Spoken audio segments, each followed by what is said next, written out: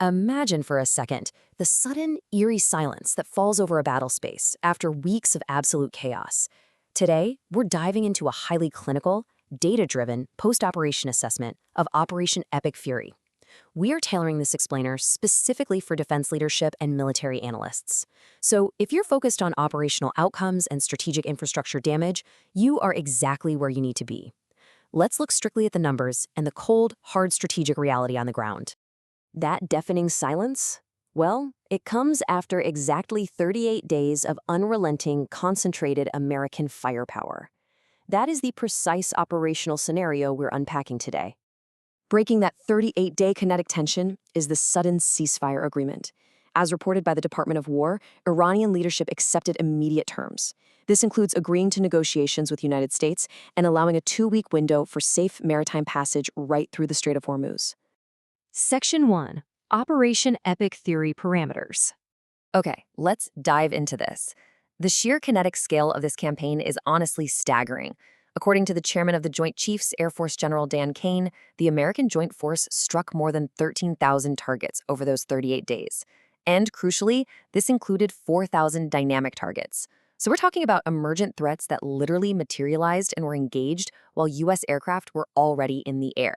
Now, the operation was executed against a highly specific set of stated goals set by President Donald J. Trump.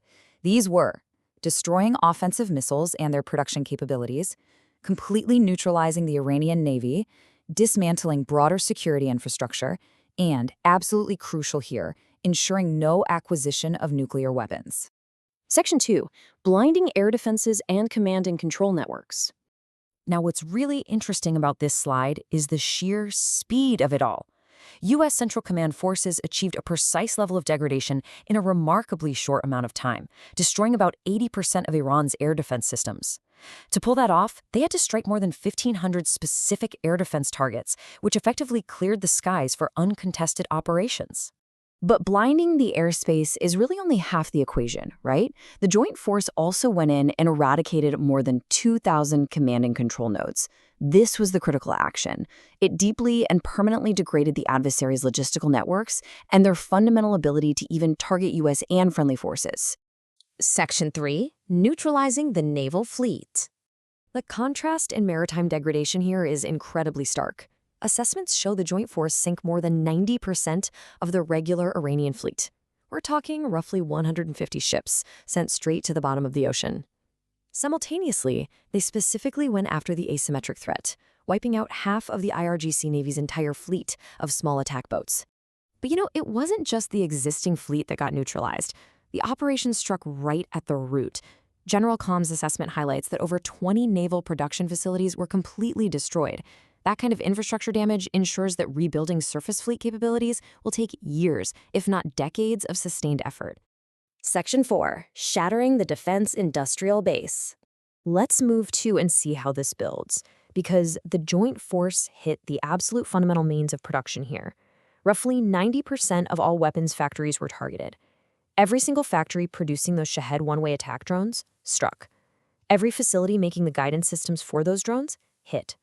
On top of that, 80% of their missile facilities, including solid rocket motor production capabilities, were entirely shattered. And this had a massive compounding kinetic effect, because it wasn't just the factories, it was the existing stockpiles sitting right alongside them. More than 450 ballistic missile storage facilities and 800 one-way attack drone storage facilities were completely wiped out, instantly depleting their current arsenal. Addressing the non-proliferation goal, the strikes also resulted in an 80% degradation of the nuclear industrial base. Objectively speaking, this severely limits their technical ability to ever attain a nuclear weapon, setting back any long-term nuclear ambitions in a major way. So the crucial point is the strategic outcome. As noted by Secretary of War Pete Hegseth, over 800 targeted strikes inside Iran have comprehensively destroyed their defense industrial base. They've literally been set back in historic fashion. This imposes severe, multi-decade limitations on their ability to build missiles, rockets, launchers, or unmanned aerial systems. Section 5. The strategic aftermath and post-op posture. Now, defense leadership has made it unequivocally clear that a ceasefire is just a pause.